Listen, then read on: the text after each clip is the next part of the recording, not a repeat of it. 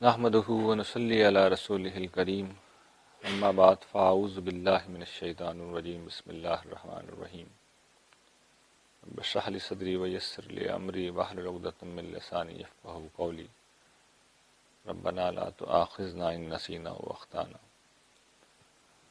حاضرین گرامی قدر، قرآن مجید اس بات کو کئی پہلوؤں سے واضح کرتا ہے کہ انسان اس دنیا میں حالت امتحان میں ہے۔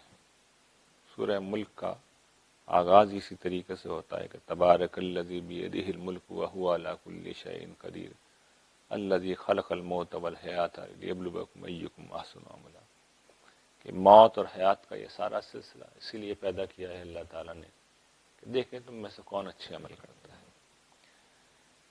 اس امتحان میں جو چیز اللہ تعالیٰ نے اول دن سے اپنے ذمے لے رکھی ہے وہ یہ ہے کہ جو ان کی ہدایت ہے اور انسانوں کے بارے میں جو ان کا منصوبہ ہے وہ اس منصوبے سے، اس ہدایت سے انسانوں کو مسلسل آگاہ کرتے رہیں گے۔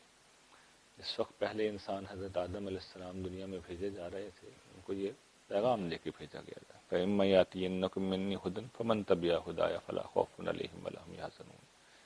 تم جا تو رہے ہو یہاں سے، لیکن میں ہدایت بھیجوں گا، ہدایت آئے گی، اور جو اس ہدایت کی پیروی کرے گا اسے نہ کوئی خوف ہوگا نہ کوئی اندیشہ ہوگا۔ حضرت آدم علیہ السلام کو ایک نبی بنا کر بھی بھیجا گیا تھا۔ یہ سب وہ حقائق ہیں جو ہم جانتے ہیں۔ اس سے پہلے ہم یہ بھی جانتے ہیں کہ انسانوں کی فطرت اللہ تعالیٰ نے ایسی بنائی ہے کہ خیر و شر کا ایک شعور ہے جو انسانوں کے اندر موجود ہے۔ جھوٹ جھوٹ ہوتا ہے اور سچ سچ ہوتا ہے، دیانت دیانت ہوتی ہے اور امانت امانت ہوتی ہے۔ اسی طریقے سے انسان کا دوسروں پہ کیا حق ہے، دوسروں کا ہمارے اوپر کیا حق ہے، ظلم کیا ہوتا ہے، عدل کیا ہوتا ہے، یہ چیزیں کسی مذہب کو، نبی کو آ کر بتانے کی ضرورت نہیں ہے۔ یہ چیزیں معلوم ہوتی ہیں، یہ چیزیں انسانوں کو معلوم ہوتی ہیں، انسان سمجھتے ہیں۔ کبھی انسانوں کی فطرت بہت مسخ ہونے لگے، وہ اس کا انکار کر دیں، تو ہو سکتا ہے دوسروں کے معاملے میں انسان اس بات کو سمجھنے سے انکار کر دیں، لیکن جب اپنے ساتھ اگر کچھ ہوگا، جب میرے ساتھ جھوٹ بولا جائے گا تو مجھے پتہ چل جائے گا کہ جھوٹ بری بات ہوتی ہے، پھر میں انکار نہیں کر سکتا۔ فطرت کا انتظام، اہتمام پہلے سے موجود ہے۔ نبوت کی رہنمائی کا انتظام بھی اللہ تعالیٰ نے اول دن سے کیا، لیکن اس کے باوجود یہ ایک حقیقت ہے کہ انسان بھٹکتے رہے ہیں، انحراف کرتے رہے ہیں۔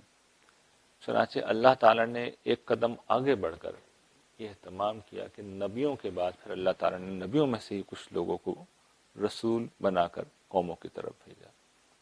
رسول کا مطلب یہ ہوتا ہے کہ وہ جو نبی ہے، جو دعوت دیتا ہے، دعوت تو رسول بھی ویسے ہی دیتا ہے۔ ساری باتیں جو اللہ کا منصوبہ ہے، جو اس کی پسند و ناپسند ہے، وہ ہر چیز سے ویسے ہی آگاہ کرتا ہے، لیکن اس کے معاملے میں اصول یہ ہوتا ہے کہ اس کی قوم پر یہ اسٹیبلش کر دیا جاتا ہے، یا آخری درجے میں ثابت کر دیا جاتا ہے کہ یہ جو ہستی ہے، یہ جو ہستی ہے، یہ اللہ کی طرف سے آئی ہے۔ رسول کا مطلب یہی ہوتا ہے کہ اس کو بھیجا گیا ہے، من جانب اللہ ہونا اس شخص کا واضح کر دیا جاتا ہے، اس لیے اسے رسول کہا جاتا ہے۔ اور یہ کیسے واضح کر دیا جاتا ہے؟ وہ اس طرح واضح کیا جاتا ہے کہ نبی کے برعکس رسول اس چیلنج کے ساتھ آتا ہے کہ اگر میری بات نہیں مانی تو جس سزا و جزا کی میں تمہیں خبر دے رہا ہوں قیامت کے حوالے سے، وہ اسی دنیا میں برپا کر دی جائے گی، اور پھر کر دی جاتی ہے۔ جب بات پوری طرح پہنچا دی جاتی ہے تو پھر یہ سزا و جزا برپا کر دی جاتی ہے، جس سے سب لوگوں پہ یہ چیز ثابت ہو جاتی ہے کہ جس شخص نے نبوت کا دعویٰ کیا تھا وہ واقعی اللہ کا بھیجا ہوا تھا، رسول تھا، اس لیے اسے رسول کہا جاتا ہے۔ تو نبوت کے بعد پھر یہ رسالت کا سلسلہ تھا جو اللہ تعالیٰ نے شروع کیا، اور ہم جانتے ہیں کہ حضرت نوح علیہ السلام سے اس کا آغاز ہوا۔ یعنی گویا کہ یوں سمجھیے کہ حضرت آدم کے بعد جب قومیں گمراہ ہونا شروع ہوئیں، گروہ گمراہ ہونا شروع ہوئے، تو رسالت کے ذریعے سے اللہ تعالیٰ نے دوبارہ سے گویا کہ 0 میٹر سے ان کا سفر پھر شروع کیا۔ یعنی جب رسول کی قوم ہلاک کر دی جاتی ہے تو آخر میں کون بچتا ہے؟ رسول اور اس کے مخلصین، اس کے خالص پیروکار، اس پر ایمان لانے والے۔ گویا کہ جس طرح حضرت آدم علیہ السلام اور ان کی اولاد نے دن کی روشنی میں اپنا سفر طے کیا تھا.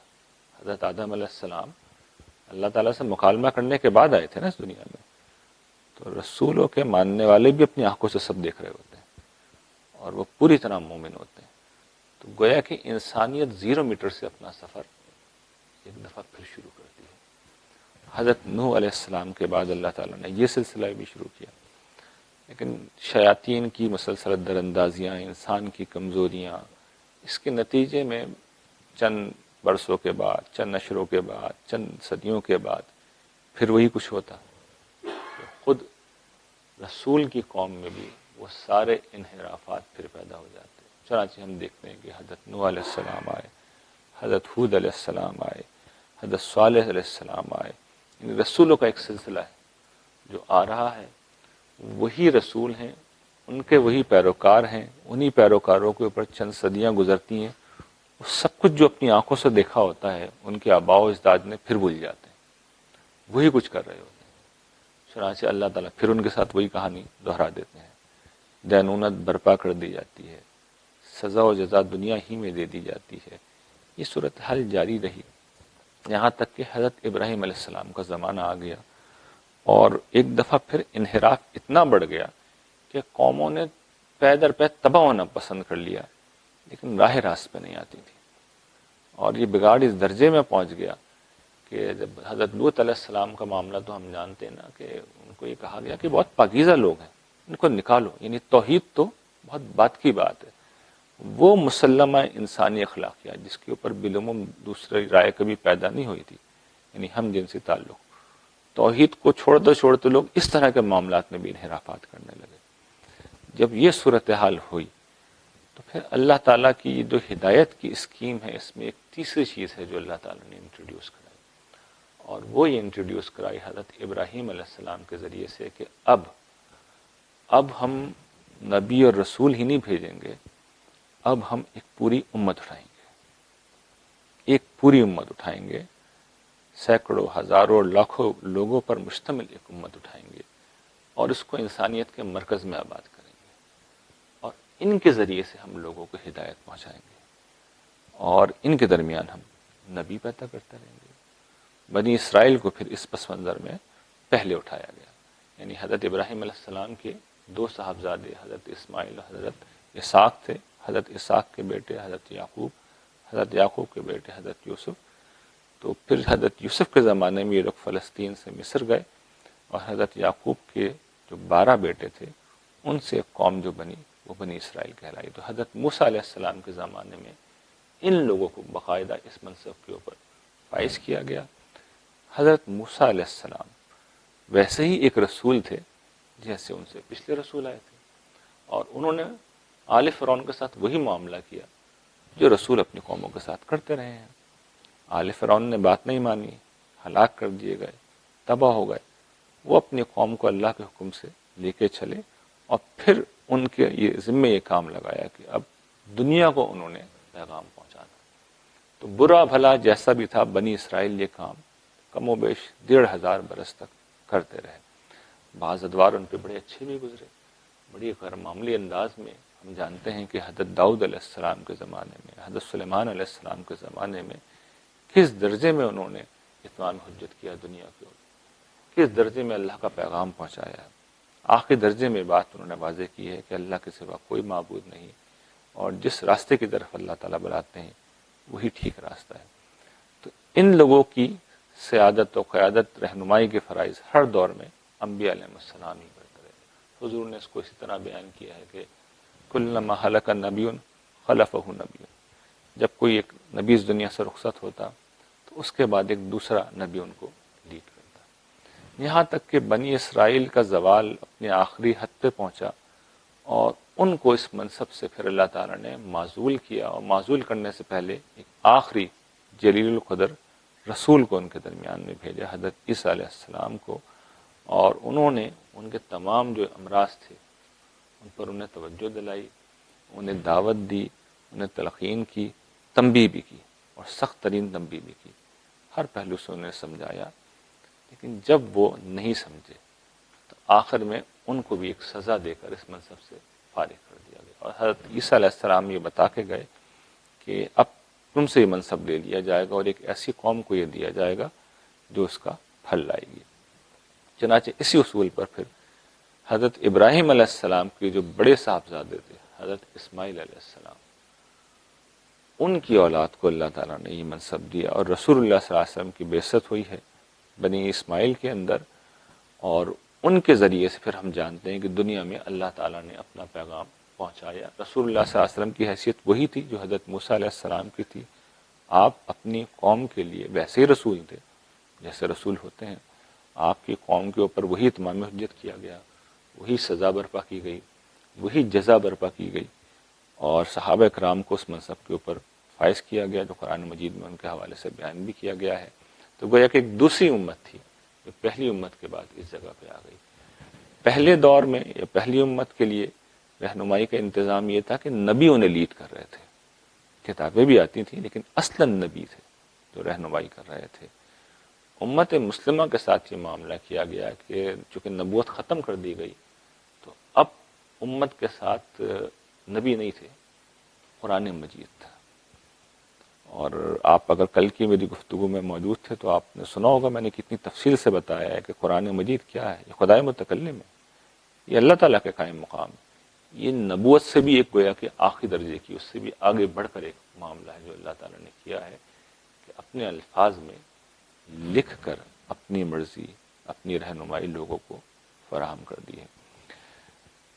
یہ ایک پورا پس منظر ہے تاریخ کا، جو ہزاروں برس کی ہدایت کی تاریخ تھی جو میں نے آپ کے سامنے رکھ دی، لیکن جو معاملہ انسانوں کے ساتھ ہے وہ بہرحال ہونا تو ہے، اور وہ پہلے بھی ہوا، اس معاملے کے بعد بھی ہوا۔ مسلمانوں میں بھی زوال آیا، ان میں بھی انحراف آیا، ان کے اندر بھی گمراہیاں پھیلیں۔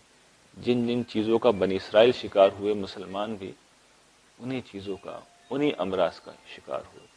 بنی اسرائیل اگر شرک میں مبتلا ہوئے تو ہم یہ دیکھتے ہیں کہ مسلمانوں کے اندر بھی یہ چیز خوب پھیلی ہے۔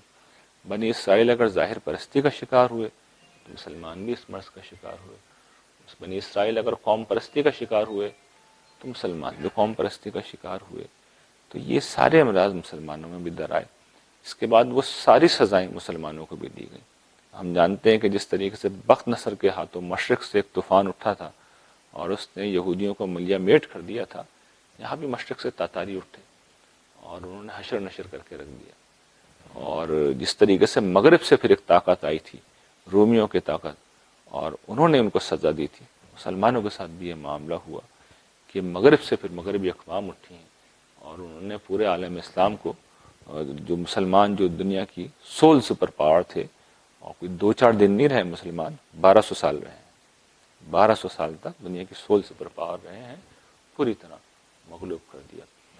اور اس کے بعد پھر جو بائبل کے الفاظ ہیں کہ یاجوج ماجوج کا ظہور شروع ہوتا ہے، اور یہ یاجوج ماجوج کیا ہیں، یہ اصل میں بائبل کی اصطلاح ہے، اور یہ وہ اقوام تھیں جو فلسطین کے شمال میں آباد تھیں۔ یہی اقوام پھر جب پھیلی ہیں تو یورپ کی طرف ان کی ہجرت ہوئی ہے، اور جدید زمانے میں امریکاز اور آسٹریلیا میں یہی اقوام پھر منتقل ہوئی ہیں۔ تو ان کا غلبہ ہے جو کہ پھر پھیلنا شروع ہوا، اور یہ ایک طرف تو مسلمانوں پہ سزا بن کے مسلط ہوئے، اور دوسری طرف انہوں نے انسانی تاریخ کا ایک دفعہ پھر بہت بڑا انحراف پیدا کر دیا۔ جو صورتحال کم و بیش حضرت ابراہیم کے زمانے میں ہو گئی تھی کہ شرک ہر طرف غالب آ گیا تھا، اس دفعہ الحاد مکمل طور پر غالب آ گیا۔ گاڈ از ڈیڈ یہ 19ویں صدی کا نعرہ تھا۔ بڑے بڑے مفکرین پیدا ہوئے جنہوں نے اپنی فیلڈ کے اندر، سائنس کے اندر، سوشیولوجی کے اندر، سوشل سائنس کے علوم کے اندر، فلسفے کے اندر یہ اسٹیبلش کر دیا کہ بھئی خدا کی ہمیں ضرورت نہیں ہے، اس کے بغیر بھی انسانی سماج ترقی کر سکتا ہے۔ اور دیکھو ہم نے کتنی ترقی کی ہے، ہم ایگریکلچرل ایج سے نکل کر انڈسٹریل ایج کے اندر آ گئے ہیں۔ یہ کتنی بڑی اچیومنٹ ہے کہ ہم نے موسموں کو کنٹرول کر لیا ہے، ہم نے مشین کو ایجاد کر لیا ہے۔ مشینی طاقت نے صورتحال کو بالکل بدل کر رکھ دیا تھا۔ تو انسان اس نشے کے اندر گویا کہ وہ سرشار تھا، اور اس نے محسوس کیا کہ کسی خدا کی ضرورت نہیں ہے۔ لیکن جو صورتحال تھی، صورتحال یہ تھی کہ خدا کی دنیا میں بہت بڑا جرم ہے، خدا کو اس طرح نظر انداز کرنا بہت بڑا جرم ہے۔ انسانیت اس کے بعد مستحق ہو گئی تھی کہ انسانیت کو اب ختم کر دیا جائے۔ تو اللہ تعالیٰ کا یہ طریقہ ہے، جن اقوام کا میں نے ذکر کیا ہے کہ ان کے پاس رسول آتے ہیں، تو رسول بلا وجہ نہیں آتے، رسول اصل میں ایک آخری چارے کے طور پہ آتے ہیں قوم کو بچانے کے لیے۔ قوم سزا کی مستحق پہلے ہو چکی ہوتی ہے، یوں نہیں ہوتا کہ رسول بھیجے جاتے ہیں اور پھر اس کی وجہ سے قوم زد میں آ جاتی ہے، ایسا کبھی نہیں ہوتا، قوم پہلے زد میں آئی ہوئی ہوتی ہے۔ تو اللہ تعالیٰ بچانے کے لیے بھیجتے ہیں رسول کو کہ جو بچ سکتا اس کو تو بچا لیا جائے۔ یہ ہوتے ہیں رسولوں کی آمد کا پس منظر۔ تو 19ویں صدی میں انسانیت نے اپنے بارے میں ثابت کر دیا تھا کہ بھئی جب اتنا سب کچھ تم دیکھ چکے ہو، رسول اللہ صلی اللہ علیہ وسلم کو دیکھ چکے ہو، قرآن مجید کو دیکھ چکے ہو، یعنی حضور نے کیا کیا تھا کہ جو دینونت، جو سزا و جزا زمانہ قبل از تاریخ میں برپا ہو رہی تھی، اس کو بالکل ہسٹری کی لائٹ کے اندر، روشنی میں محفوظ کر دیا تھا۔ حضور زمانہ تاریخ میں پیدا ہوئے، آپ ایک اسٹیبلش تاریخی شخصیت ہیں، اور آپ کی سزا و جزا دکھا کے گئے ہیں۔ یہ قیامت کا آخری ثبوت تھا جو اللہ تعالیٰ نے دے دیا، پھر بھی لوگ نہیں مانے اور صورتحال یہاں پہنچ گئی کہ خدا کا انکار کر دیا۔ یہ کوئی معمولی جرم تو نہیں تھا نا، آخری درجے کا جرم تھا۔ تو اب انسانیت کا گویا کہ اس کی حقدار ہو گئی تھی کہ اسے ختم کر دیا جائے، لیکن اللہ تعالیٰ کا فیصلہ یہ ہے اور طریقہ یہ ہے کہ اس سے پہلے اللہ تعالیٰ موقع دیتے ہیں۔ تو 19ویں صدی کے اختتام اور 20ویں صدی کے آغاز پر پھر اللہ تعالیٰ نے ایک خاص پروسیس شروع کیا ہے، اور یہ ہے اصل جو مجھے اب گفتگو آپ لوگوں کے سامنے کرنی ہے۔ اس سے پہلے کی چیزوں سے آپ بالعموم جو میں نے بیان کی آپ لوگ بالعموم واقف ہیں۔ دیکھیے اللہ تعالیٰ نے اس کے بعد 20ویں صدی کے آغاز میں ایک مستقل انٹرونشن شروع کی دنیا کے معاملات میں۔ یہ انٹرونشن کیا تھی کہ جو بنیادی چیز ایک طرف الحاد کی، اس کو ختم کرنا شروع کیا، اور دوسری طرف جو مسلمان تھے جن کے ذمے یہ کام تھا کہ وہ امت کی حیثیت میں انسانیت کو خدا کا پیغام پہنچائیں، اس کو اللہ تعالیٰ نے اس پہ کرم کر کے اس کو اس کام کے لیے تیار کرنا شروع کیا۔ چنانچہ ہم یہ دیکھتے ہیں کہ 20ویں صدی میں سب سے پہلی تبدیلی یہ آئی کہ وہ سائنس جو خدا کا انکار کر چکی تھی، 19ویں صدی کی اس الہادی سائنس کے قدموں سے اللہ تعالیٰ نے زمین کھینچ لی۔ پیدر پہ ایسی سائنسی دریافتیں ہوئیں جس نے یہ بتا دیا کہ 19ویں صدی کے سارے نظریات ایک عارضی نظریات تھے، اس سوا ان کی کوئی حیثیت نہیں تھی۔ مادہ جسے سمجھا گیا تھا کہ یہ ازلی ہے، ابدی ہے، پتہ چلا کہ ایٹم بھی ٹوٹ سکتا ہے، مادہ توانائی میں بدل سکتا ہے۔ کائنات کے متعلق یہ تو ابھی جدید بات ہے، ہم سب جانتے ہیں۔ ہم جو سمجھ رہے تھے لوگ کہ کائنات ابدی ہے، ازلی ہے، معلوم ہوا کہ نہیں، یہ تو 13.7 ارب سال پہلے وجود میں آئی ہے۔ ہم حقیقت کو آخری درجے میں جان سکتے ہیں، یہ ہم سمجھ رہے تھے۔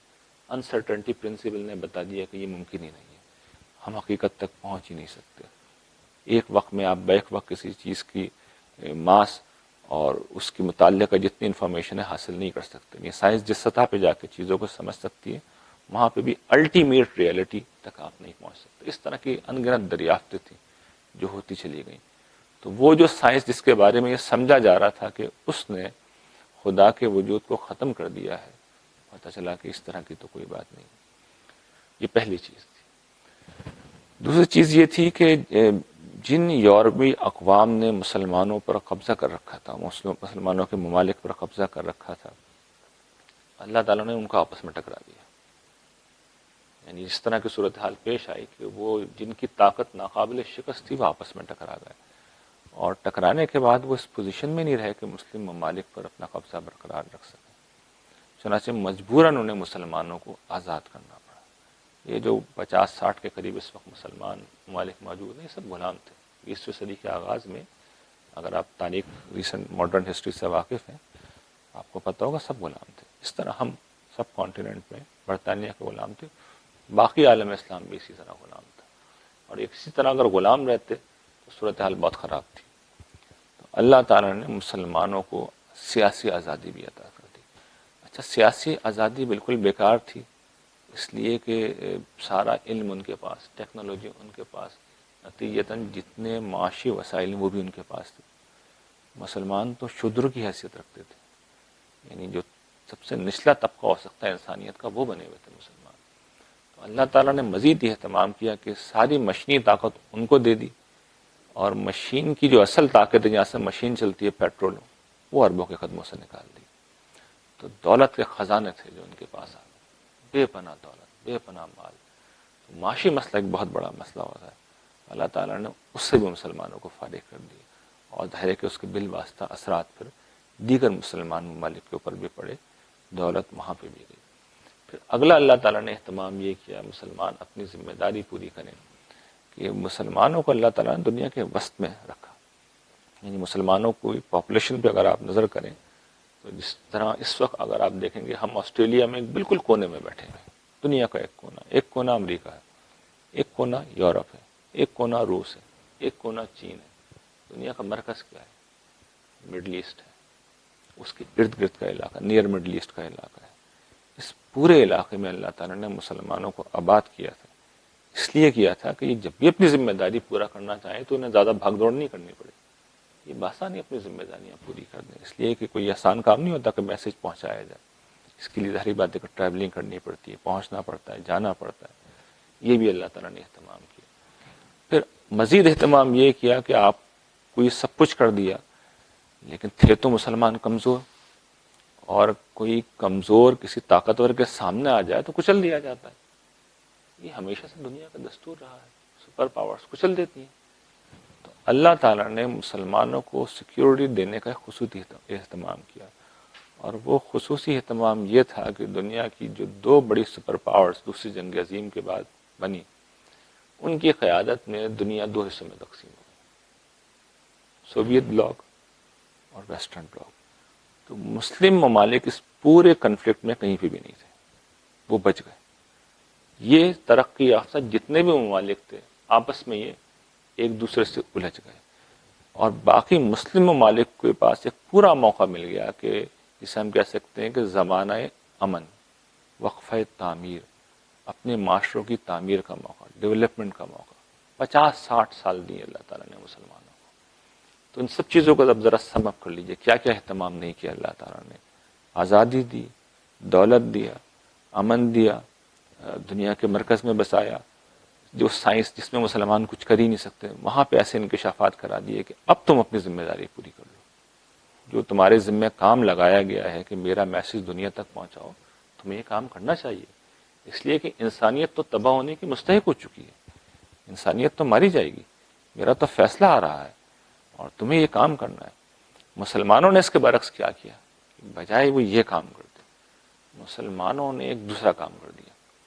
مسلمانوں نے اسلام کی ایک بالکل غلط تعبیر تخلیق کی، جس میں اسلام گویا کہ ایک فریق ہے جس کا کام لڑنا جھگڑنا ہے اور دوسروں کو مغلوب کرنا، مسلمانوں کا اقتدار قائم کرنا ہے. پولیٹیکل انٹرپریٹیشن آف اسلام، جسے اب سیاسی اسلام کہا جاتا ہے یا اسلامزم کہا جاتا ہے. یہ وہ سوچ تھی جو پوری دنیا کے مسلمانوں کے اندر پھیل گئی، اور اس وقت بھی سب سے زیادہ غالب فکر یہی ہے جو مسلمانوں کے اندر موجود ہے. اور مسلمانوں نے کوئی ایک دو آوازیں اگر اٹھی، اس کے برعکس اٹھی، اس سے ہٹ کے اٹھی، تو مسلمانوں نے ان کو سننے سے انکار کر دیا، بالکل انکار کر دیا. یہ گویا کہ مسلمانوں نے اپنے خلاف یہ ایک شہادت دے دی کہ وہ اس کام کے اہل نہیں اور وہ اس کام کی ذمہ داری نہیں اٹھانا چاہتے. تو یہ وہ وقت ہے جب محسوس ہوتا ہے کہ اللہ تعالیٰ نے پوری انسانیت کے پر گواہی دینے کی جو ذمہ داری مسلمانوں کو دی تھی، اس ذمہ داری سے مسلمانوں کو گویا کہ لعنت کر کے فارغ کر دیا کہ تم یہ کام نہیں کر سکتے، تمہیں میں نے بہت مواقع دیے. اس کے بعد اللہ تعالیٰ نے خود ہی ایک مزید اہتمام کیا، وہ یہ کہ انہوں نے انفارمیشن ایج کا آغاز کیا. انفارمیشن ایج کا مطلب یہ ہے، یعنی ویسے انفارمیشن کیا ایج کیا ہوتی ہے یہ آپ سب جانتے ہیں. بائی دوبارہ نتیجہ اس کا مطلب کیا ہے؟ اس کا مطلب یہ ہے کہ چند لوگ بھی اگر طے کر لیں کہ انہوں نے ایک میسج دنیا کو کنوے کرنا ہے تو یہ کوئی زیادہ مشکل کام نہیں رہا.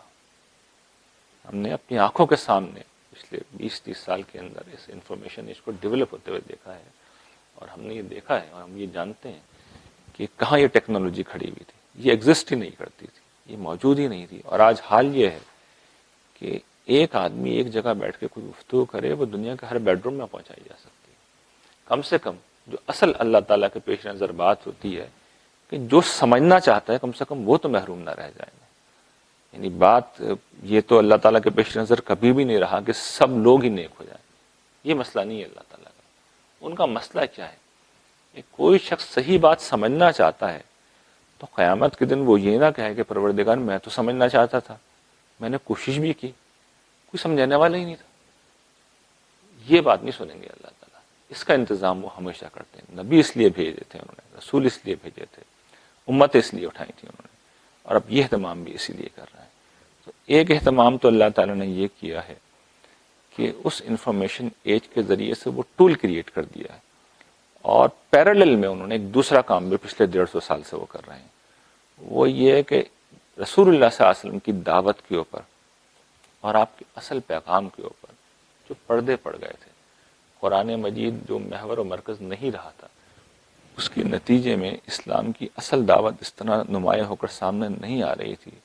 اللہ تعالیٰ نے ایک کے بعد ایک ایسے اہل علم پیدا کیے ہیں کہ جنہوں نے اسلام کی اصل دعوت کو قرآن مجید کی اساس و بنیاد کے اوپر پوری طرح کھول کے رکھ دیا، پوری طرح واضح کر دیا، بالکل روشن کر کے چیزوں کو واضح کر دیا. اس طرح واضح کر دیا کہ اگر کوئی شخص عقلی انداز میں سمجھنا چاہے تو اسے کوئی شک نہیں ہو سکتا کہ جو بات کہی جا رہی ہے وہ ٹھیک ہے.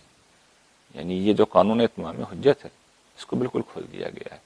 قرآن مجید کی دعوت ایمان و اخلاق ہے، اس کو بالکل کھول دیا گیا ہے. یہ وہ صورتحال ہے جس میں اس وقت ہم زندہ ہیں، اور خوش قسمتی سے اللہ تعالیٰ نے جن لوگوں سے یہ کام لیا وہ ہمارے اساتذہ ہیں. پچھلے 1.5 صدیوں میں جو کام ہوا ہے اصل میں اسی ٹریڈیشن کا حصہ ہے.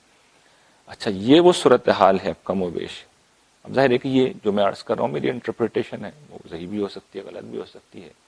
یہ رسول اللہ صلی اللہ علیہ وسلم نے یہ بات اپنی بعض حدیث میں پہلے بیان کر دی تھی.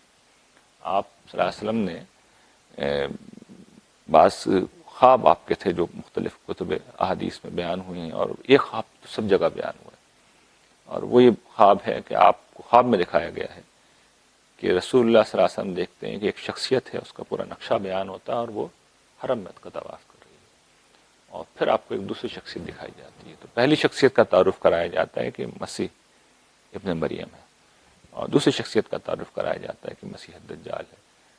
تو میرے نزدیک اس خواب کی تعبیر یہ تھی، اور یہی اصل خواب تھا، اور یہی اصل پیشگوئی تھی جو کی گئی تھی، کہ جس وقت مسیح الدجال کا ظہور ہوگا، یعنی دجل کا فتنہ برپا ہوگا کہ خدا جیسی حقیقت بھی نگاہوں سے اوجھل ہو جائے گی، اور مسلمہ فطری حقائق کو بھی لوگ ماننے سے انکار کر دیں گے، اور آخرت اور خدا جیسے حقائق کا بھی انکار کر دیا جائے گا.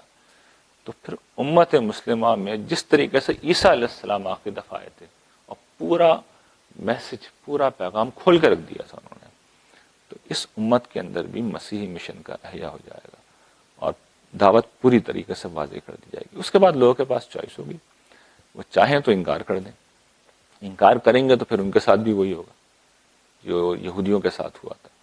اور دیکھیے امراض وہی تھے یہودیوں کے جو اس وقت مسلمانوں کے، وہی قوم پرستی کا فتنہ تھا. حضرت عیسیٰ ان کو ایمان و اخلاق کی دعوت دے رہے ہیں، وہ کہہ رہے ہیں کہ ہمیں تو ایسے مسیح کا انتظار ہے جو رومیوں سے آ کے جنگ کرے گا.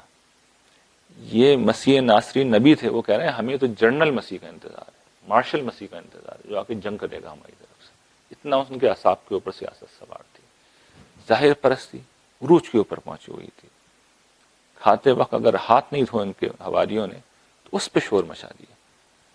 تو کبھی آپ انجیل کو اس پہلو سے پڑھیے اور مسلمانوں کو اس اعتبار سے دیکھیے تو آپ کو پتہ چلے گا کہ بالکل ایک جیسے امراض ہیں.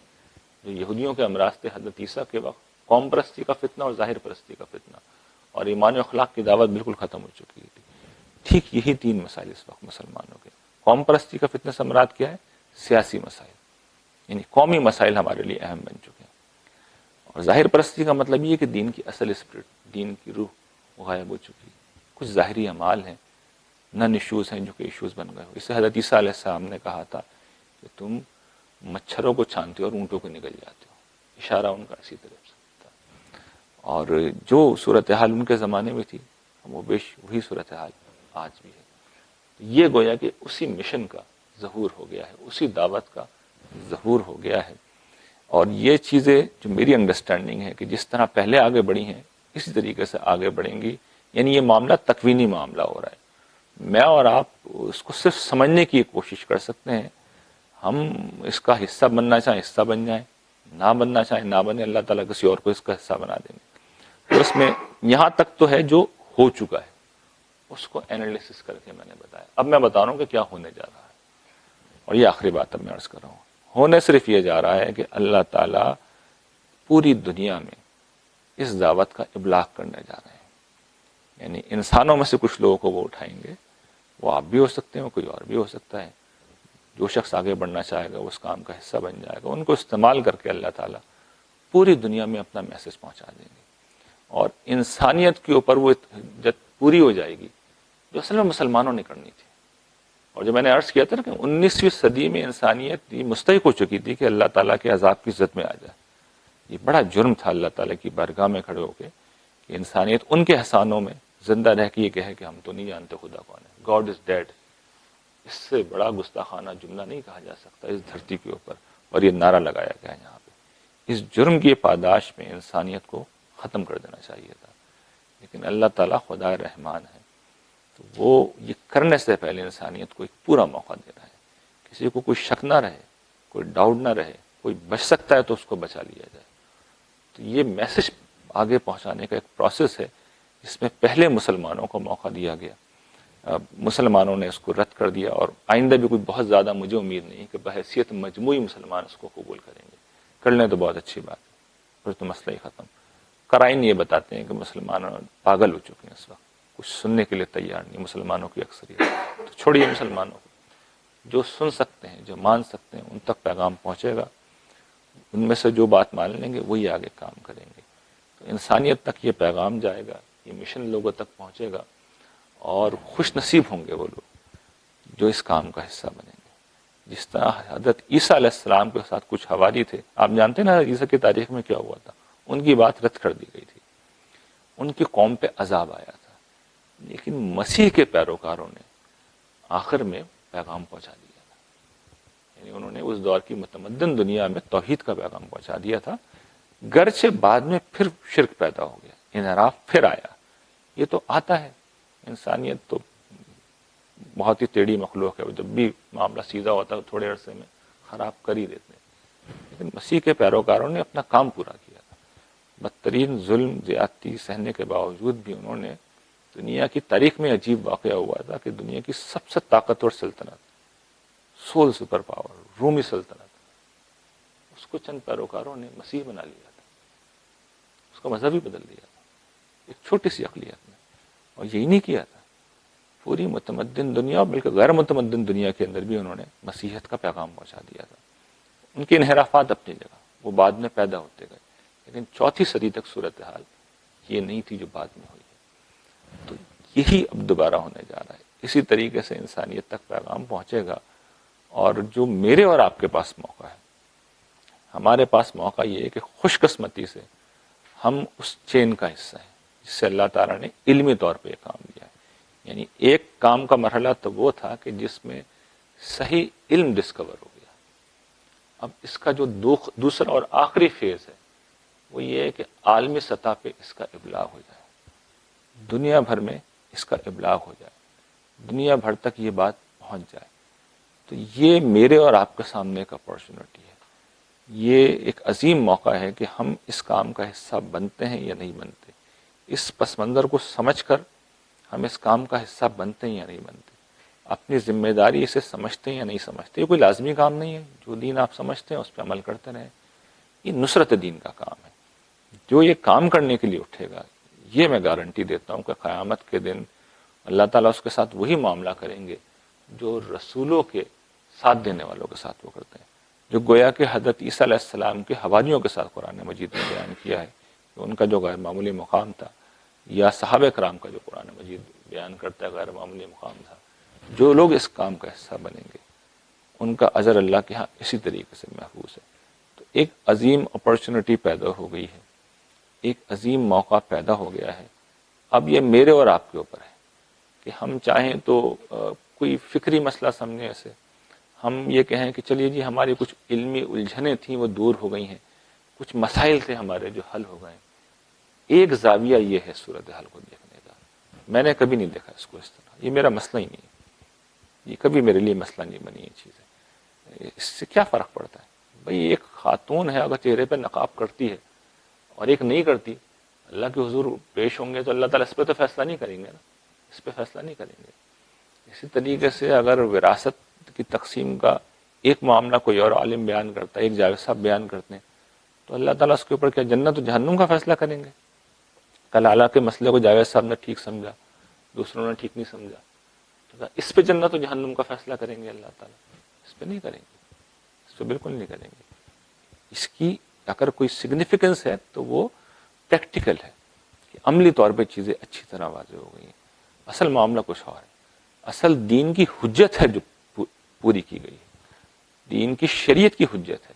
یہ بتا دیا گیا ہے کہ دین آج بھی قابل عمل ہے، کسی کے پاس کوئی عذر نہیں ہے کہ نہیں مجھے تو ایک ایسے دین کی طرف آپ بلا رہے ہیں جو قابل عمل ہی نہیں ہے۔ کسی کے پاس یہ عذر نہیں ہے کہ بھئی اس دین کا جو استدلال ہے مجھے سمجھ میں نہیں آتا، میں بات مانوں تو کیسے مانوں۔ دینونت اور سزا و جزا کا جو ضابطہ ہے وہ گویا کہ امپیریکل پروف ہے، ایک تجرباتی ثبوت ہے کہ کس طریقے سے اس دنیا میں اللہ تعالیٰ قیامت برپا کرتے رہے ہیں۔ تو دین بھی واضح کر دیا گیا، دعوت بھی واضح کر دی گئی، شریعت بھی واضح کر دی گئی، دین کے دلائل بھی واضح کر دیے گئے۔ اب صرف آخری کام باقی ہے، ان سب کا ابلاغ، اور یہ ایک بہت بڑا کام ہے، یہ بہت بڑا مشن ہے، یہ زندگی لگا دینے کا مشن ہے، اور یہ اتنا بڑا مشن ہے کہ اس کے لیے رسول اللہ صلی اللہ علیہ وسلم نے جو تعبیر اختیار کی تھی کہ صحابہ کرام کو تو آپ نے کہا تھا کہ تم میرے صحابی ہو، اور میں ان لوگوں سے ملنے کا خواہش مند ہوں جو میرے بھائی ہیں، جو بھی آنے والے ہیں، میں نے انہیں نہیں دیکھا۔ میرے نزدیک یہ پیشگوئی تھی جو حضور نے کی تھی، حضور کے بھائی ہونے کا یہ مقام ہے، جو وہ اپرچونٹی ہے جو آپ لوگوں کو مل سکتا ہے، جو مجھے مل سکتا ہے، اگر ہم اس بات کو اس پس منظر کے ساتھ سمجھیں اور پھر اس پس منظر میں اپنی زندگی اس کام میں لگائیں۔ یہ کام میں عرض کر چکا ہوں اور پھر اس کے ساتھ اپنی بات ختم کر رہا ہوں کہ اس سے پہلے بھی اللہ تعالیٰ کسی کے محتاج نہیں ہوئے، یعنی تکوینی طور پہ وہ جو بھی معاملہ کرتے ہیں کسی کے محتاج نہیں ہوتے۔ آپ نہیں کریں گے کوئی بات نہیں، میں نہیں کروں گا تو کوئی مسئلہ نہیں ہے، وہ کسی اور کو کھڑا کر دیں گے، دوسرا آدمی نہیں کھڑا ہوگا وہ تیسرے کو کھڑا کر دیں گے، تیسرا نہیں ہوگا وہ چوتھے کو کھڑا کر دیں گے، مسلمان نہیں کریں گے وہ غیر مسلموں کو مسلمان کر کے اس کام پہ لگا دیں گے، کوئی انسان نہیں ملے گا آخر میں وہ پتھر کو اٹھا کے کھڑا کر دیں گے، پتھر بولنے لگے گا۔ تو اللہ تعالیٰ میرے اور آپ کے محتاج نہیں ہے۔ جو میری ذمہ داری تھی کہ میں یہ چیز جو میں نے سمجھی ہے، اور یہ کوئی آج نہیں سمجھی، یہ 2006 میں جب میں نے پہلی دفعہ انڈیپینڈنٹ ہو کے ایک کام کرنے کا منصوبہ بنایا تھا اور یہ سمجھا تھا کہ میرے اساتذہ نے کیا کام کر دیا ہے، تو یہ اس وقت 2006 میں نے اپنے قریبی رفقا کو 2 ہفتے میں لیکچر دے کے یہ پوری بات بہت تفصیل کے ساتھ اس وقت انہیں سمجھائی تھی، اور یہ ان سے کہا تھا کہ آپ اس کام کا حصہ بن رہے ہیں یا نہیں بن رہے ہیں۔ تو یہی چیزیں میں اب آپ کے سامنے رکھ رہا ہوں کہ یہ فیصلہ کیجیے آپ کہ یہ کام کرنے کا ہے یا نہیں کرنے کا ہے، اس میں زندگی لگنی چاہیے یا نہیں لگنی چاہیے، اس میں مال لگنا چاہیے یا نہیں لگنا چاہیے۔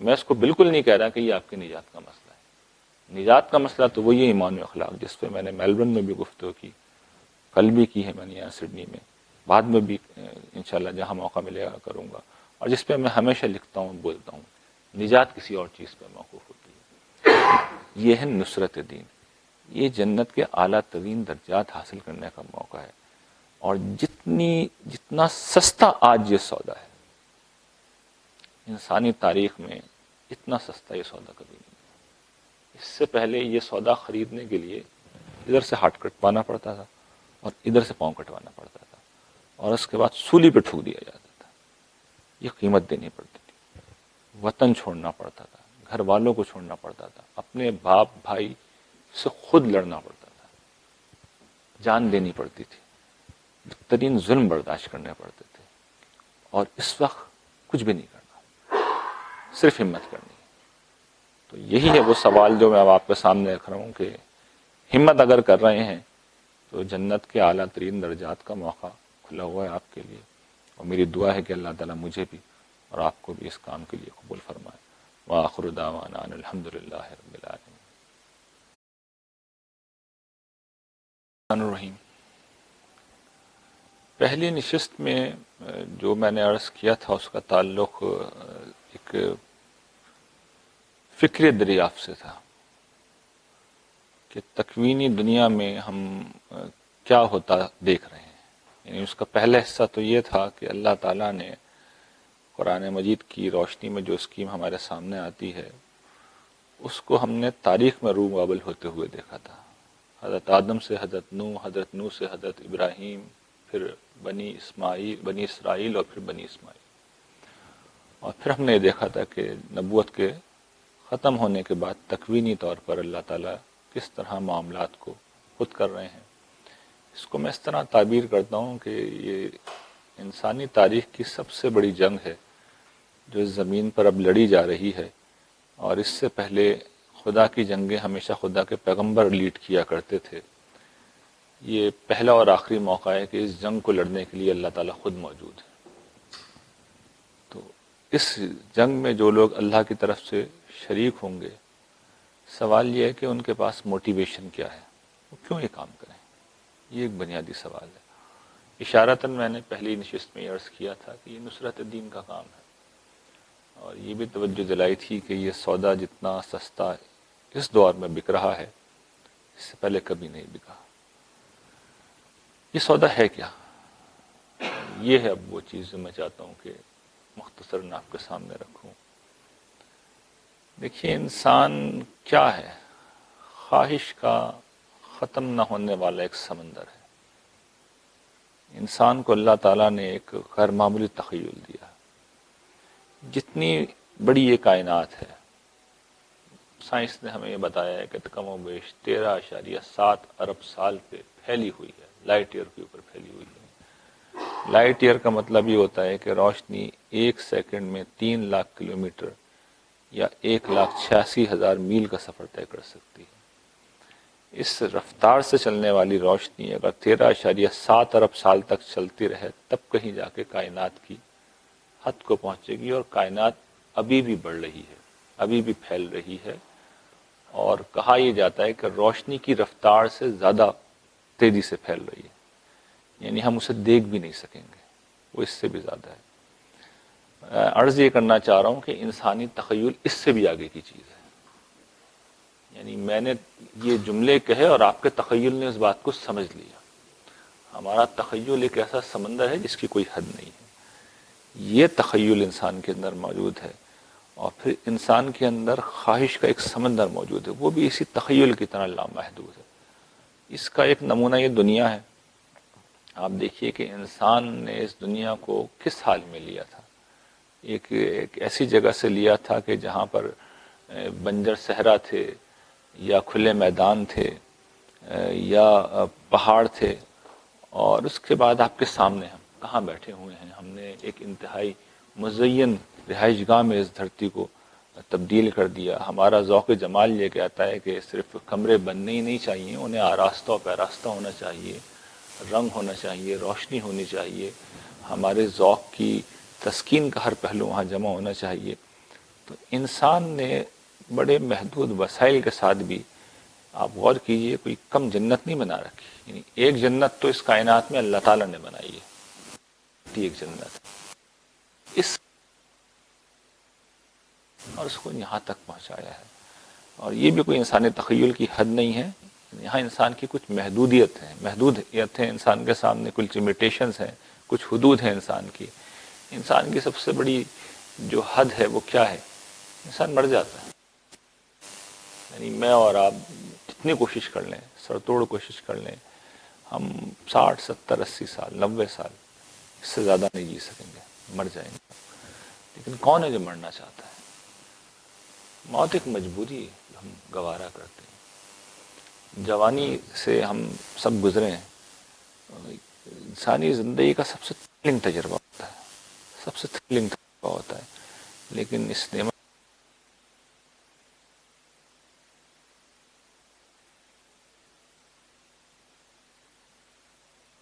ہمیں زندگی کی وہ،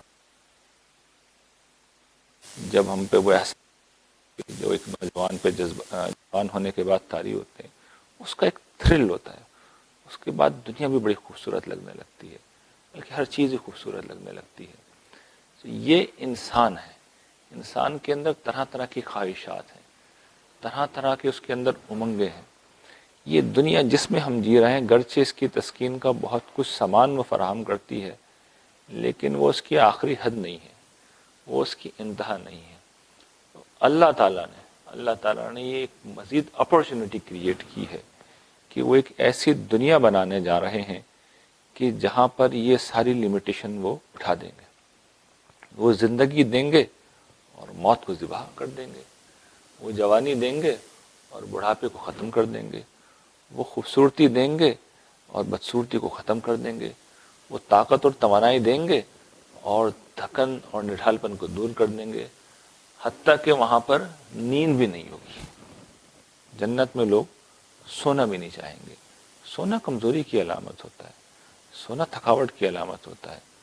سوتے وقت انسان باقی چیزوں سے محروم ہو جاتا ہے، تو نہ وہاں پر لوگ محروم ہونا چاہیں گے، نہ وہ تھکیں گے اور نڈھال ہوں گے کہ انہیں سونے کی ضرورت پڑے۔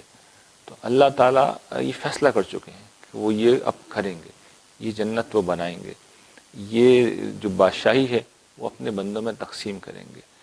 اس کو میں اس طرح تعبیر کرتا ہوں، ہم سب جانتے ہیں اس ویسٹرن ورلڈ میں تو یہ بہت عام ہے کہ جو لاٹری نکلتی ہے، آپ کو پتہ ہے $1 $2 میں ٹکٹ خریدے جاتے ہیں اور ملینز آف ڈالر کی وہ لاٹری نکلتی ہے، اور پھر کسی ایک شخص کو مل جاتے ہیں۔ وہ جس شخص کو بھی لاٹری جس کی بھی نکل آئے، قطع نظر اس کے کہ یہ حلال ہے یہ حرام ہے، میں اس بحث میں نہیں جا رہا، لیکن اس کی دنیا بدل جاتی ہے۔ ایک کنگال آدمی، ایک مفلس آدمی بعض اوقات، یا ایک بہت لوور کلاس کا آدمی، وہ ارب پتی ہو جاتا ہے اور وہ بڑے بڑے گھر خرید لیتا ہے، عالیشان قسم کے محلات خرید لیتا ہے، شاندار گاڑیاں خرید لیتا ہے، وہ ہر طرح کی حسین عورتوں کا قرب حاصل کر لیتا ہے، یہ ساری چیزیں اس کو مل جاتی ہیں۔ تو یہ لاٹری نکلنا ایک محاورہ بن گیا ہے۔ تو میں توجہ دلاتا ہوں کہ ہمیں یہ بات شاید معلوم ہو یا نہ معلوم ہو، نہیں معلوم ہے تو جان لیں ہم سب کی لاٹری نکلی ہوئی ہے۔ یعنی اس وقت جس دنیا میں ہم موجود ہیں ہماری لاٹری نکل چکی ہے۔ اللہ تعالیٰ اناؤنس کر چکے ہیں کہ یہ بادشاہی تو میں تمہیں دے چکا ہوں، بادشاہی تمہیں مل چکی ہے، بس جتنا اناؤنس اور انعام کی رقم ملنے میں وقت ہوتا ہے، بیچ میں گیپ ہوتا ہے، اتنا ہی گیپ باقی ہے۔ اس میں اپنے آپ کو سنبھال کے رکھو، اس میں اپنے آپ کو سنبھال کے رکھو۔ تو یہ بادشاہی ہے جو اللہ تعالیٰ بنانا چاہ رہے ہیں، اور میں نے بتایا کہ کتنی وسیع و عریض کائنات میں بنے گی یہ بادشاہی۔ یعنی آپ اندازہ کیجئے کہ کھربا کھرب ستارے ہیں۔ کل بھی میں نے ذکر کیا تھا ملکی وے میں، صرف ملکی وے کے اندر ارب ستارے ہیں، کہتے ہیں 2 ارب ستارے ہیں، اور اس طرح کی کہتے ہیں کہ 1 ارب کہکشائیں ہمارے مشاہدے میں آ چکی ہیں، اور میں بیان کر چکا ہوں کہ کائنات اسٹل اٹس ایکسپینڈنگ، ابھی تک پھیل رہی ہے، کتنی کچھ مزید بنے گی ہمیں نہیں پتا۔ تو یہ کس لیے بنائے جا رہے ہیں؟ یہ آپ لوگوں کے لیے بنائی جا رہی ہے، یہ آپ لوگوں کو انعام کے طور پہ دینے کے لیے بنائی جا رہی ہے، یہ بادشاہی کے طور پر دینے کے لیے بنائی جا رہی ہے۔ لوگ کہتے ہیں کہ جنت میں زندگی کیا کریں گے، اتنی زندگی کا ہم بور نہیں ہو جائیں گے؟ بھائی یہ کائنات ختم ہی نہیں ہو کے دے رہی۔ آپ اندازہ کیجئے کہ آدمی اگر صرف ایک ستارے کے اوپر تھوڑا تھوڑا وقت گزارے، تب بھی کھربوں ستارے ہیں دنیا کے اندر، تو بہت وقت چاہیے اس کے لیے، لامحدود کائنات کے لیے، اس کو انجوائے کرنے کے لیے لامحدود زندگی چاہیے۔ تو لامحدود جب کائنات نظر آ رہی ہے تو لامحدود زندگی کا مصرف بھی نظر آ رہا ہے۔ یہ سب کچھ تیار ہو رہا ہے، یہ سب کچھ بن رہا ہے، اور یہ قرآن مجید بھی بتاتا ہے، اور سائنس نے بھی اب ہمیں بتا دیا ہے کہ یہ سب کچھ ہو رہا ہے۔ یہ ہے وہ اپرچونٹی جو کریٹ ہو گئی ہے، نظر بھی آ رہی ہے، یہ مل بھی سکتی ہے۔ تو اس کو حاصل کرنا کوئی آسان کام نہیں ہے، ایک مشکل کام ہے، جاں گسل ایک جد و جہد ہے، لیکن نصرت دین وہ راستہ ہے کہ جس کے ذریعے سے یہ بہت مشکل چیز اور بڑا مقام بہت کم ایفرٹ سے ہم حاصل کر سکتے ہیں، یعنی بہت کم ایفرٹ سے حاصل کر سکتے ہیں۔ اس کو حاصل کرنے کی جو ہے کچھ تو بنیادی شرائط ہیں جو عام مسلمانوں کی طرح ہم سب کو بھی پوری کرنی چاہیے، اس لیے کہ جو ریکوائرمنٹ سب کے لیے ہیں ہمیں اس سے کوئی استثناء تو نہیں دیا جا سکتا، استثناء ملے گا بھی نہیں، وہ سب تو کرنا ہی ہوگا، لیکن اس کے بعد کچھ تھوڑا سا ہمیں اضافی کام کرنا ہوگا، اضافی محنت کرنی ہوگی، اضافی جدوجہد کرنی ہوگی۔ اس کے بعد اس وسیع و عریض کائنات کی بادشاہی کا ایک بہت بڑا حصہ اللہ تعالیٰ ان لوگوں کو دیں گے کہ جنہوں نے اللہ تعالیٰ کی مدد کی تھی۔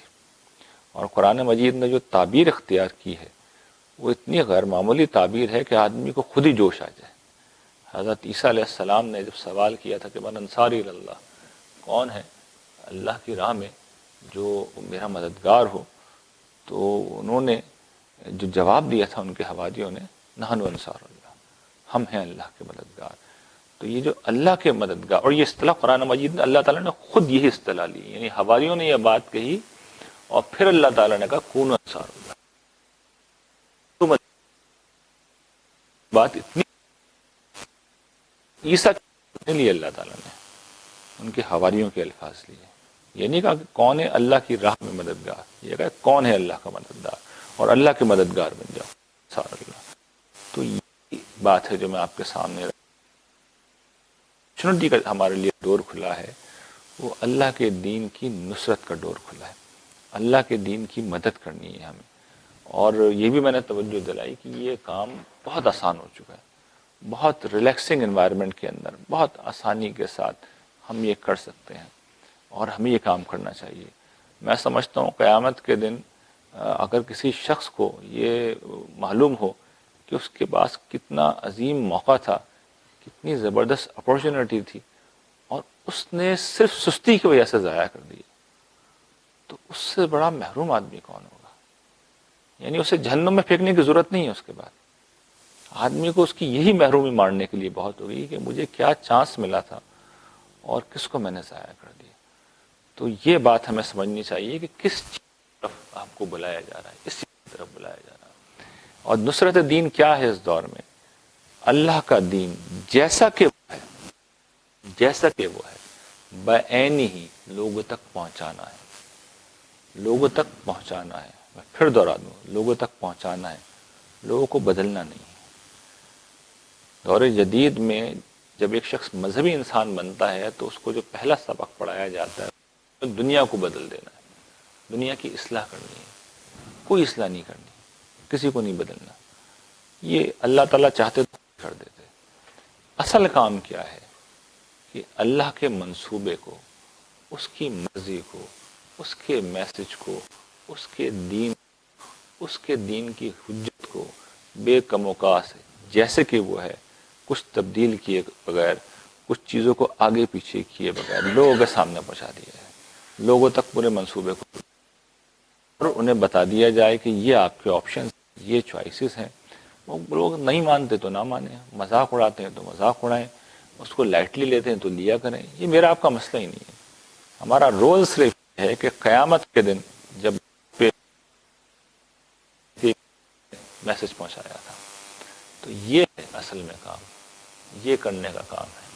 ہم اس اعتبار سے بڑے خوش نصیب ہیں کہ ہم ایک ایسے دور میں پیدا ہوئے ہیں کہ جب ایک طرف وہ کام علمی طور پہ پورا ہو گیا ہے، دوسری طرف اس کام پورے طور پہ ہیں. مثال کے طور پر آپ پرسوں میں تو وہاں جو میں نے وہ اگلے دن فیس بک کے اوپر گئی تو وہاں تو شاید 200-300 لوگ ہی ہوں گے ہال کے اندر جو موجود ہوں گے، خواتین و حضرات، لیکن وہ تقریر جو ہے وہ ہزاروں تک جا چکی ہے. فیس بک نے اسے پہنچا دیا لوگوں تک. دنیا بھر سے لوگ، ابھی میں آیا کہ صبح ایک صاحب نے اٹھ کے فون کیا مجھے، 11,000 کلومیٹر مجھے مل گئی، اگلی تقریریں کہاں ہیں. بہت وہ ایکسائٹیڈ تھے کہ میں سویا نہیں ہوں فجر سے، آپ کو ٹرائی کر رہا ہوں کہ آپ کا نمبر کسی طرح مل جائے مجھے. تو دیکھیے لوگ موجود ہیں جن کے اندر تڑپ موجود ہے، یعنی جو بلکہ گہرائی سے کہتے ہیں کہ آپ کی بات نے ہمیں بہت متاثر کیا ہے. تو اصل میں ان کو فوکس کرنا ہے. ساری دعوت جد و جہد اصل میں ان لوگوں کے لیے ہوتی ہے، چند سلیم الفطرت لوگوں کے لیے ہوتی ہے. اور چند سلیم الفطرت لوگ کون ہیں یہ ہمیں نہیں پتا ہوتا، ہمیں پتا نہیں سکتا، صرف اللہ تعالیٰ کو پتا ہوتا ہے. لیکن اللہ تعالیٰ ہمیں نہیں بتاتے. ان کا طریقہ یہ ہے کہ انہیں جب کسی حصے کو سرسبز کرتا ہے تو وہ ڈھیر سارے بادل بھیجتے ہیں.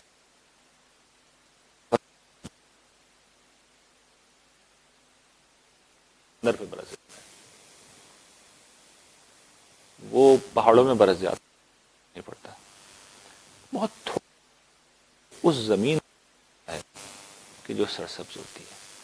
تو تھوڑے سے حصے جو اصل میں ہوتا ہے، جو مطلوب، اللہ تعالیٰ اتنا بڑا سسٹم بناتے ہیں، وہی بارش سمندر پہ بھی برسات دیتے ہیں، وہی برسا دیتے ہیں، وہی صحراؤں میں برسا دیتے ہیں. نہ صحراؤں کو فائدہ ہوتا ہے، نہ پہاڑوں کو فائدہ ہوتا ہے، نہ سمندر کو فائدہ ہوتا ہے، اس چھوٹے سے قطع اراضی کو فائدہ ہوتا ہے. تو اربوں خربوں بارش کے قطرے برسائے جاتے ہیں، ان میں سے کام چند قطرے آتے ہیں.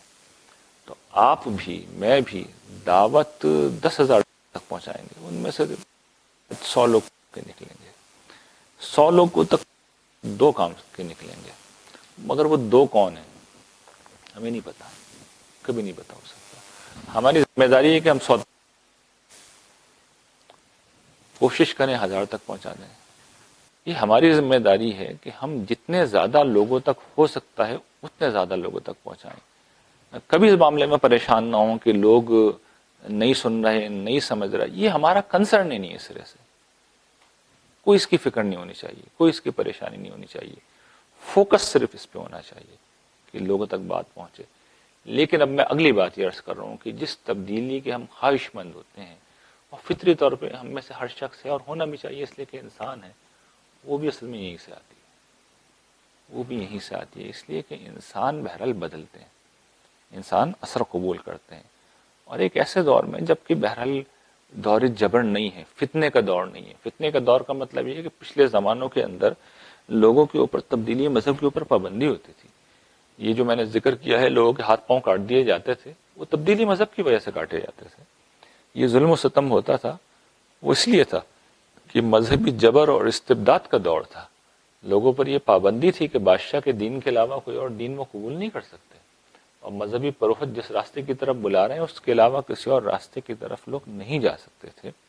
دور جدید میں اللہ تعالیٰ نے ایک کرم کیا ہے کہ جو اللہ کو عین مطلوب تھا، جس آزادی کی اسکیم کو زمین پر وہ روبہ عمل دیکھنا چاہتے تھے کہ لوگ اپنی فریڈم کے ساتھ، فری چوائس کے ساتھ یہ فیصلہ کریں کہ انہیں کیا کرنا ہے.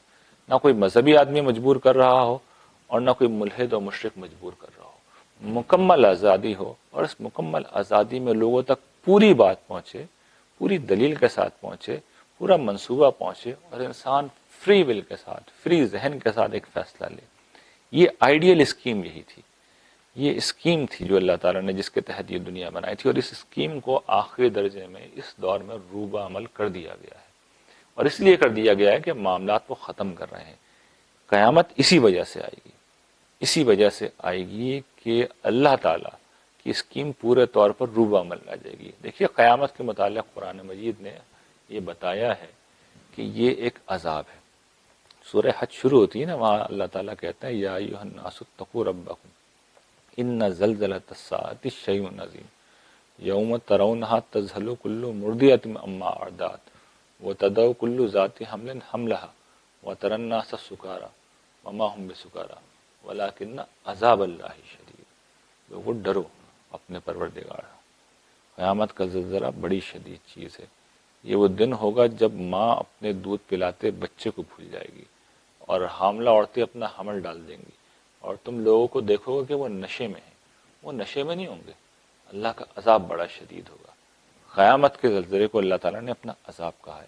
اور دوسری جگہ وہ کہتے ہیں کہ وما كنا معذبین حتی نبعث رسولا، اور ہم لوگوں کو عذاب نہیں دیتے جب تک کہ ان کے درمیان میں کسی نبی کو نہ، کسی رسول کو نہ اٹھا دیں. تو قیامت ایک عذاب کا نام ہے. تو یہ عذاب کیوں آئے گا؟ یہ اسی وجہ سے آئے گا کہ رسول اللہ صلی اللہ علیہ وسلم جو آخری رسول ہیں، ان کا جو اتمام حجت عرب میں ہوا تھا، وہ اتمام حجت پوری دنیا کو دکھا دیا جائے گا. یعنی پوری دنیا تک اس کا ابلاغ کر دیا جائے گا، پورا منصوبہ بھی واضح کر دیا جائے گا دنیا کے اوپر کہ اللہ کا منصوبہ کیا ہے. اور ظاہر بات ہے کوئی باقی لوگ پیغمبر تو ہیں نہیں، وہ خود تو اتمام حجت نہیں کر سکتے. وہ رسول اللہ صلی اللہ علیہ وسلم کے اتمام حجت کو دنیا کے سامنے رکھ دیں گے کہ دیکھو تاریخ کی روشنی میں تم بھی مانتے ہو کہ ایک پروفٹ آئے تھے، تم سب تاریخ کی روشنی میں جانتے ہو کہ عرب میں کیا معاملہ ہوا. دیکھو قرآن ایک مذہبی کتاب ہے، یہ اس سے الگ ہے. یہ وہی بات بیان کر رہی ہے. تاریخ کی روشنی میں تم اس کی تصدیق کر سکتے ہو کہ ایک شخص نے کھڑے ہو کے دعوت دی، پیغام دیا، اور اس چیلنج کے ساتھ دیا کہ میری بات مانو ورنہ مارے جاؤ گے. موسیٰ علیہ السلام کو تو کوئی کہہ سکتا ہے کہ پتہ نہیں وہ ہوئے بھی یا نہیں تھے. مصر کی تاریخ میں حضرت موسیٰ کا تو کوئی ذکر نہیں ملتا، روم کی تاریخ میں حضرت عیسیٰ کا تو کوئی ذکر نہیں ملتا، حضرت ابراہیم کا عراق کی تاریخ میں کوئی ذکر نہیں ملتا، حضرت ہود، حضرت صالح، حضرت نوح کا تو معاملہ چھوڑ ہی دیجیے، ایک ہی ہستی ہے جس کا معاصر تاریخ میں ذکر ملتا ہے، وہ رسول اللہ صلی اللہ علیہ وسلم ہے۔ جس طریقے سے بل کلنٹن صاحب یا براک اوباما صاحب ایک تاریخی حقیقت ہے، رسول اللہ صلی اللہ علیہ وسلم بھی ایک اسٹیبلش حقیقت ہے۔ تو جو تاریخ کی روشنی میں وہ ہے وہ بھی اسٹیبلش ہے، اور قرآن خارج میں کھڑے ہو کر وہی الہی کے طور پہ بتا رہا ہے کہ کیا ہوا تھا، پہلے بتاتا ہے کہ کیا ہوگا اور پھر اس کے بعد وہی کچھ ہوا۔ یہ حضور کی دینونت ہے، یہ تاریخی طور پہ بالکل اسٹیبلش ہے۔ یہی دینونت اسی حیثیت میں دنیا کے سامنے پیش کر دی جائے گی، شریعت بے کم و کاست رکھ دی جائے گی، اور اس طرح رکھ دی جائے گی کہ اس کے اوپر کوئی علمی، عقلی اور معقول اعتراض نہیں ہو سکتا۔ دین کے حق کے دلائل کیا ہیں، توحید کے، رسالت کے، آخرت کے، وجود باری تعالیٰ کے کیا دلائل ہیں جو قرآن مجید نے دیے ہیں، یہ دنیا کے سامنے رکھ دیے جائیں گے۔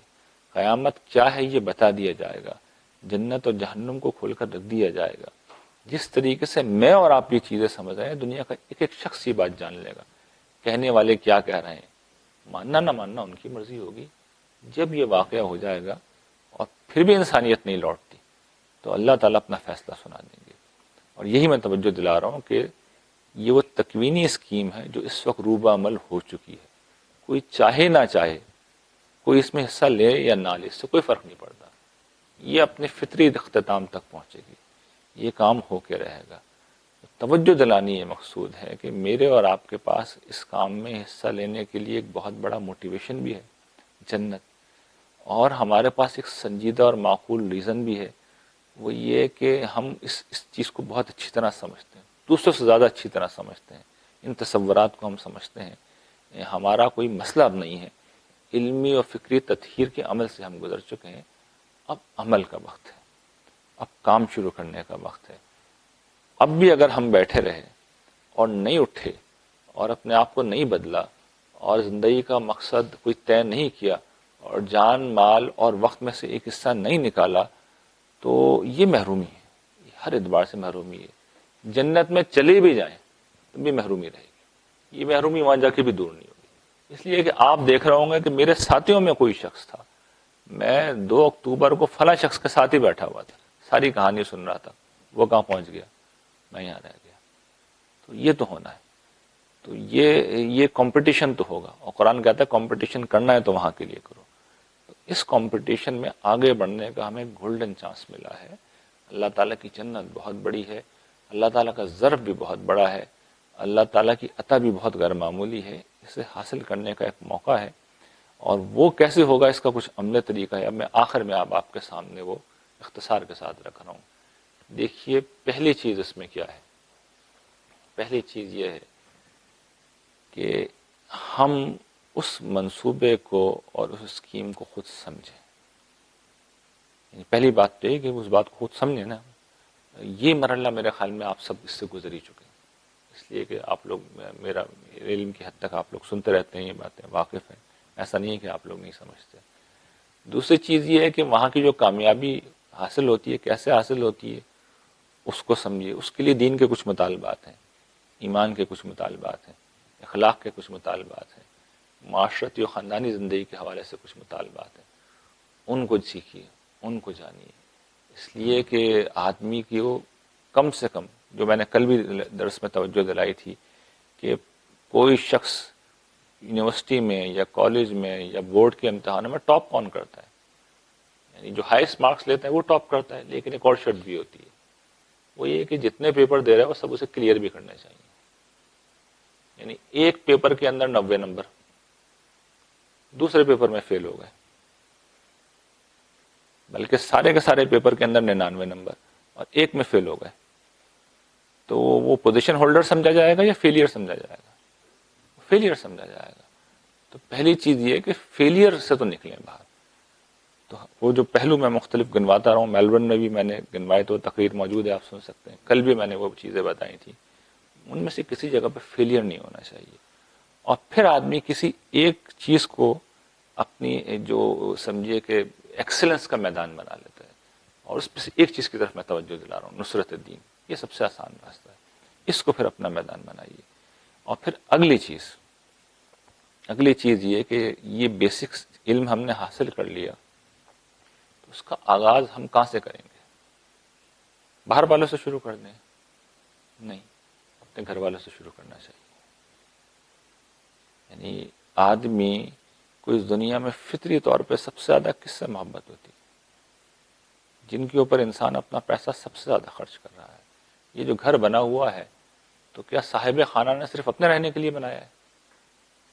زیادہ تر تو دوسرے لوگ رہتے ہیں یہاں پہ، بیوی بچے رہتے ہیں. انسان یا ایک مرد جتنا پیسہ کماتا ہے اس کا ہارڈلی 5-10% ہی خود اپنے اوپر خرچ کرتا ہے. باقی کس پہ خرچ کرتا ہے؟ بیوی بچوں پہ خرچ کر دیتا ہے. کیوں کرتا ہے؟ ان سے محبت ہوتی ہے.